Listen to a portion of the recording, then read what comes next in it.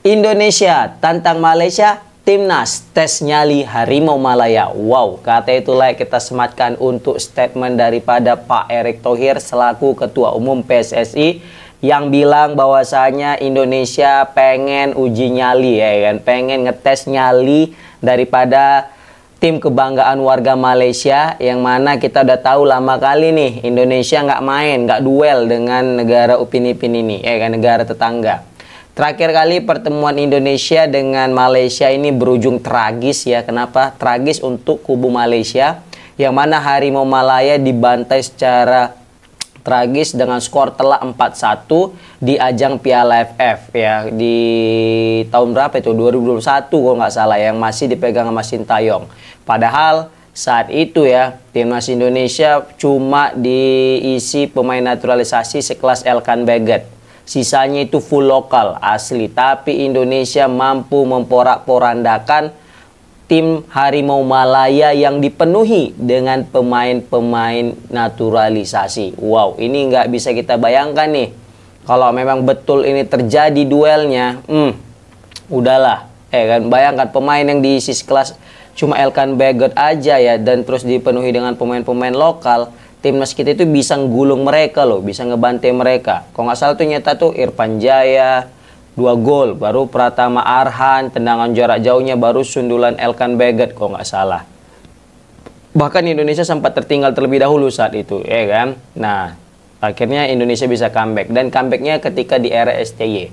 Sebelumnya, sebelum pertandingan itu Indonesia asik dibantai terus sama Malaysia, baik kandang maupun tandang. Yang kita masih ingat kali lah, waktu dipegang masih zaman-zaman Simon kan, main di GBK di kualifikasi Piala Dunia 2022, kan, yang dipenuhi dengan pemain naturalisasi, tapi pemain naturalisasi liga, dan juga pemain yang pilihan netizen, dan pemainnya juga sudah berumur, ya kan, bisa kita bilang pemain tua. Tapi ya apa ndak dikatakan, itulah kalau memang bukan karena kualitas ya, tapi karena memang pilihan netizen, terbukti Indonesia terbantai 3-2 guys.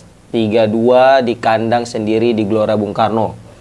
Ya kan, mungkin ya di awal-awal sempat kita pede kan dengan golnya Beto Gonçalves. Wah, menang lah ini ya, rupanya dibantai ya kan. Baru juga main di kandang Malaysia kita dibantai juga 2-0. Padahal Osa Saha kemarin itu dapat penalti nggak gol. Nah, itu masa-masa kelam. Tapi setelah itu Indonesia udah kayak superior kali nih kalau udah jumpa sama Malaysia, ya kan? Nah, aku pun juga yakin ini timnas Malaysia pasti takut juga nih untuk menerima tantangan Indonesia ini. Apakah mereka mau apa enggak gitu ya kan? Karena kalau misalnya mereka mau, ini bakal berbahaya untuk karir timnas mereka. Asik, gaya, sombong kali ya kan? Ya, tapi itu kita maklumi ya kan? Karena memang kebetulan timnas kita Indonesia ini lagi berada di track record yang bagus, dan kalau misalnya kita bilang ya dari saat ini posisi Indonesia lebih bagus ketimbang daripada Malaysia, walaupun Indonesia belum punya gelar AFF. Karena kan kita tahulah pecinta-pecinta bola Harimau Malaya ini yang dibanggakannya kalau udah jumpa sama Indonesia itu yaitu Piala AFF, yang mana kita kalah di final sama mereka. Ya walaupun sebenarnya kalah itu penuh dengan kontroversi, kekalahan itu ya. Kenapa? Karena disinyalir ada semacam alpat yang tersirat ya kan dalam pertandingan itu, sehingga Indonesia bisa kalah. Bayangkan di babak kualifikasi kita ngebantai Malaysia loh 5-1. Tiba-tiba pas di final kita itu dibantai 3-0 di Bukit Jalil, dan juga menang 2 tipis 2-1 sama Malaysia di Gelora Bung Karno, dan itu pun seharusnya bisa menang besar, tapi karena penalti Firman Utina jadi gagal. Ya tapi udahlah, kita lupakan sejarah. Ya walaupun nggak boleh kita lupakan seutuhnya, tapi kita ambil pelajaran dari sejarah dan jangan sampai terulang. Nah, saat ini Pak Erick Thohir membuka pembicaraan karena kita tahu di bulan 9 nanti ada FIFA Matchday, tapi Indonesia kosong nih, nggak ada kegiatan. Kan kira-kira mau cari lawan tanding, lawan sparring lah. Nah, Pak Erick Thohir bilang nih, ya sejauh ini yang udah ada konfirmasi Lebanon sama Kuwait, kalau nggak salah udah positif kayaknya, bakal ya maulah gitulah kalau diajak FIFA Matchday sama Indonesia. Dan kita senang. Kenapa? Biasanya kalau lawan-lawan tim Timur Tengah itu pasti punya pertandingan yang berkualitas, karena mereka juga tim yang kuat dan kita juga lumayan kuat juga. Jadi ketika kita uji coba dengan mereka ada sesuatu yang bisa diambil, kan, sehingga ya menambah pengalaman pemain-pemain kita. Nah, Tapi di sini aku mau mengelis ya, ada beberapa keuntungan dan kerugian juga nih kalau misalnya jadi kita main sama Indonesia. Ya tadi Pak Erick Thohir juga bilang kan, setelah apa namanya Lebanon dan Kuwait udah terima, udah memberikan sinyal positif. Nah, kita belum tahu Malaysia kata dia. Karena kata Pak Erick Thohir juga dia itu kangen dengan jumpa dengan Malaysia karena terakhir kali kan 2021 ya kan. Dengan Malaysia itu kita jumpa. Udah gitu nggak pernah jumpa lagi, udah hampir 4 tahun. Jadi kalau kata Pak Erick Thohir ya, ayolah kita tes nyali dulu. Siapa tahu mereka mau. Itu pun kalau mereka mau katanya gitu ya kan. Nah, di sini aku udah ada merangkum beberapa keuntungan yang diterima oleh timnas Indonesia jika uji coba dengan Malaysia dan juga beberapa kerugian yang mungkin aku rasa jika Indonesia berhadapan dengan Harimau Malaya. Oke, kita mulai dulu kerugiannya. Kalau kerugiannya, paling pertama yang aku takutkan adalah pemain kita rentan cedera. Ini pasti. Kenapa? Karena kita tahu kalau bertanding ya bersama dengan negara-negara AFF, negara-negara Asia Tenggara itu rada-rada menjurus kasar. Apalagi waktu melawan Vietnam, Myanmar. Kemarin paling terakhir tuh Myanmar, yang mana siapa itu Marcelino ya, yang udah jatuh pun masih ditendang pakai bola. Baru Vietnam Evan Dimas, ya kan. Apalagi ini Malaysia yang notabene punya sejarah panjang rivalitas yang cukup mengerikan antar kedua tim dan dua negara ini kan. Takutnya ada clash-clash dikit, tackle-tackle berbahaya, tackle horor dapat mengakhiri karir pemain kita. Kan nggak iya kali tiba-tiba Tom Hai pakai tongkat kayak Evan Dimas, pakai kursi roda, kan ngeri. Apalagi nanti Bang Jais yang aturannya karirnya makin cemerlang, nanti siapa tahu dia pindah ke AC Milan atau Inter Milan kan. Tiba-tiba nggak jadi. Kan gara-gara cedera. Maksudnya udah jadi pindah tapi malah istirahat selama setahun. Terakhir kan kehilangan kesempatan untuk tampil baik di level tertinggi di Liga Italia guys. Nah itu jadi yang aku takutkan.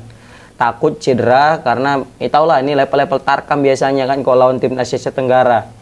Kecuali kita main lawan Thailand. Nah lawan Thailand ini kayaknya dia lebih modern. Jadi nggak kolot-kolot banget lah kalau udah main bola gitu kan. Jadi kayak lebih safety kalau main lama Thailand. Itu yang pertama. Yang kedua, ini sih menurut aku, kan kalian boleh setuju boleh enggak. Namanya juga opini. Kayak kalau kalian mau apa, balas juga dengan opini kalian. Komen di kolom komentar ya. Yang kedua itu takut mereka itu kegeeran gitu ya kan. Jadi karena ini kan kita yang ngajak statusnya, kecuali kita yang diajak.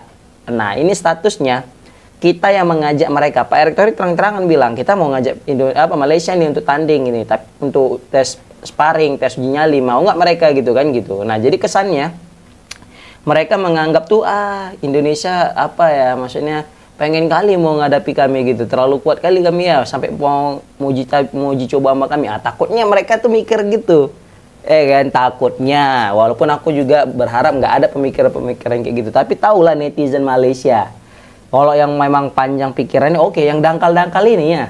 Kan yang dangkal-dangkal ini takutnya macam meremehkan Indonesia gitu ya kan. Katanya level Piala Dunia, tapi pengen juga uji coba sama kami katanya gitu pula kan. Tapi apapun ceritanya ya selagi karena memang untuk uji coba dan untuk mendapatkan sesuatu ya why not gitu kan. Walaupun sebenarnya aku yakin tidak terlalu banyak yang didapatkan ketika bersama dengan Malaysia mengadakan uji coba ya. Jadi nah, poin ketiga itu sebenarnya. Yang pertama tadi takut ada yang cedera, yang kedua itu takut mereka kegeeran dan kesenangan karena diajak uji coba sama Indonesia kan, karena Indonesia juga lagi bagus-bagusnya. Dan gitu yang ketiga tadi itu, kayaknya sedikit pelajaran yang mungkin bisa kita ambil nanti kalau menghadapi Malaysia. Ya bukan masuk remeh, sorry to say gitu ya kan. Tapi kalau misalnya kita uji coba dengan negara yang jauh lebih tinggi rankingnya daripada kita, itu lebih bagus meskipun kita kalah, kita mendapatkan pelajaran. Jadi kita tidak hanya mau mendapatkan ranking semata atau mendapatkan gengsi semata gitu. Yang kita butuhkan ini kan bukan gengsi, bukan poin. Tapi yang kita butuhkan apa? Pelajaran sehingga timnas kita itu bisa improve lagi. Ya memang poin butuh juga. Tapi kan kalau misalnya lawan tim kuat kita dapat seri aja, itu lebih besar lagi poinnya kan. Seperti itu. Ketimbang kita bermain dengan negara yang mana levelnya atau misalnya kita bilang rankingnya itu masih di bawah kita. Kalau mau nyari poin kan kayak kata Sintayong bisa aja uji coba sama Timor Leste, Kamboja, Laos, terus setiap FIFA match day. Cepat tuh. Nah, tapi kan nggak ada value-nya gitu. Gitulah mungkin yang aku maksud gitu ya kan. Baru yang terakhir itu ya menurunkan level lah. Jadi kita ini kan hampir sama sih dengan poin yang ketiga. Jadi level kita semacam agak turun dikit ya, walaupun sebenarnya kita juga pernah di level dimana kita ngajak uji coba tapi ditolak-tolak guys. Kenapa? karena memang level kita saat itu rendah kali. Jadi kita banyak itu beberapa negara kita ajak untuk uji coba, tapi mereka menolak karena ranking kita yang terlalu rendah. Makanya sering sekali kita itu zaman-zamannya kita uji coba lawan Timor Leste atau negara-negara yang nggak kenal lah gitu, yang sulit kita temui gitu. Makanya menyakitkan sih waktu Indonesia itu di zaman-zaman kegelapan. Tapi sekarang alhamdulillah Indonesia sekarang lagi masa-masa terang benderang, sehingga Indonesia kayaknya agak bebas aja ngajak uji coba siapapun. Bahkan sekelas negara Rusia juga udah mau uji coba dengan Indonesia kan. Bahkan aku dengar katanya itu Rusia, Uzbekistan, Kazakhstan, ini 3 negara yang pecah daripada Uni Soviet. Bukan apa ya, mereka juga pengen gitu membela sparring lah dengan Indonesia. Oke guys, itu untuk kerugian. Kalau untuk keuntungan banyak sih sebenarnya sini aku list ya. Yang pertama pasti kita kalau menang naik ranking. Nah, dan peluang untuk menang juga besar karena kebetulan kalau dari segi penampilan ya, baik itu di level Asia maupun di level kualifikasi Piala Dunia, kita jauh ya lebih unggul daripada Malaysia. Malaysia aja susah payah waktu menang lawan Nepal ya, kalau nggak salah saat itu ya, waktu di kualifikasi Piala. Nggak susah payah kali sih, tapi setidaknya ketika mereka menang lawan Nepal, kita itu menang lawan Arab Saudi atau menang lawan Bahrain, itu kualitas jauh banget gitu kan levelnya. Makanya bisa kita bilang dengan kemenangan kita melawan Malaysia itu bisa mengangkat ranking kita, walaupun nggak banyak tapi setidaknya bisa nambah poin. Seperti aku bilang tadi, poin pun nggak terlalu penting, nggak ada gunanya juga kalau misalnya nggak ada value yang kita dapat. Tapi sekali lagi ranking juga tetap perlu untuk mendongkrak posisi ranking timnas kita untuk lebih tinggi lagi, sehingga target kita 100 besar bisa tercapai gitu ya kan. Tapi pengennya kita 100 besarnya itu menghadapi tim-tim besar juga gitu, dapat rankingnya gitu. Tapi nggak masalah. Yang penting kita dapat naik ranking karena dapat poin menghadapi Malaysia. Ya, walaupun sebenarnya belum ada garansi Indonesia bisa menang ngelawan Malaysia ya kan. Siapa tahu nanti Malaysia on fire terus pemain kita kartu merah, ya wassalam juga, kalah juga kita kan gitu. Yang kedua, poin yang paling penting nih menurut aku tuh, apa keuntungan yang kita dapat kalau misalnya lawan Malaysia? Ini jika menang ya situasinya. Jika menang, maka kita akan membungkam haters dari Harimau Malaya. Kita tahu perang netizen ini ngeri kali. Netizen perang di sosial media, baik itu netizen timnas dan netizen Harimau Malaya, saling debat ya kan untuk membela timnas mereka, bahwasanya timnas mereka yang lebih kuat gitulah ya kan. Nah, dengan adanya pertandingan nanti uji coba Indonesia Malaysia terus Indonesia menang, ini menjadi momentum yang baik untuk membungkam seluruh pendukung Malaysia, membungkam seluruh haters bahwasanya timnas Indonesia memang mesti diakui lebih hebat daripada Malaysia saat ini. Bahkan ya, aku pengen itu mainnya itu jangan di GBK, tapi di mana, di Bukit Jalil. Biar apa? Biar nanti mereka itu kalah, nggak ada alasan. Karena kalau nanti kita mainnya di Indonesia terus mereka kalah, mereka punya alasan. Yalah mainnya di GBK, coba main di Bukit Jalil, gitu. Tapi kalau udah main di Bukit Jalil terus mereka ke Bantai, udah wassalam, nggak ada cerita lagi gitu kan. Sama kayak lawan Vietnam. Waktu main di GBK 1-0 mereka sesumbar waktu kalah ya kan. Alah, itu karena main di GBK katanya. Nanti main di Malaysia, main di Vietnam kalian pasti akan berantakan gitu kan. Ujung-ujungnya apa? Mereka yang hancur porak-poranda dengan skor 3-0 melalui gol Orat Mangun, baru Jai Ijaz, baru satu lagi siapa itu? Sananta gitu kan. 3-0 loh Vietnam. Jarang-jarang itu Vietnam terbantai 3-0 di kandangnya. Bahkan Irak aja cuma menang tipis ya kan, 1-0 kalau nggak salah. Nah, jadi ini jadi ajang pembuktian sih menurut aku. Kan? Baru yang terakhir, nggak terakhir juga sih, ada 2 terakhir ya. Pertama, kalau misalnya main di Indonesia, bukan main di Malaysia. Kalau main di Indonesia ini akan menambah penghasilan sih, karena dari penjualan tiket pasti laku berat, pasti laku keras. Bahkan kalau nanti lawan Malaysia ini terjadi di Gelora Bung Karno, ini aku yakin tiket bakal lebih cepat sold out ketimbang lawan Cina dan Bahrain.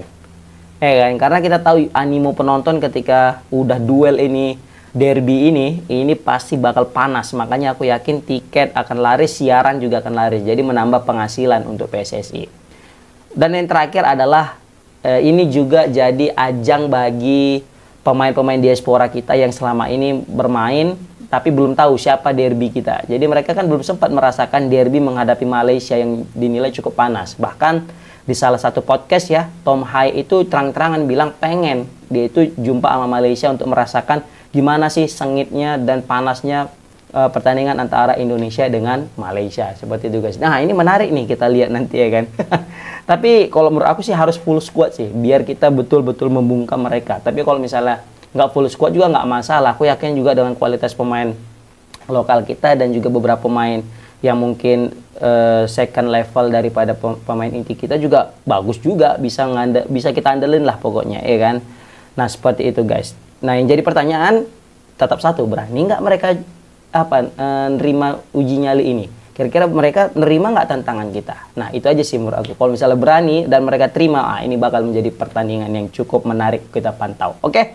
Komen di kolom komentar guys, gimana pendapat kalian tentang tantangan Pak Erick Thohir yang menantang Harimau Malaya di ajang uji coba FIFA Matchday? Komen di kolom komentar. Assalamualaikum warahmatullahi wabarakatuh.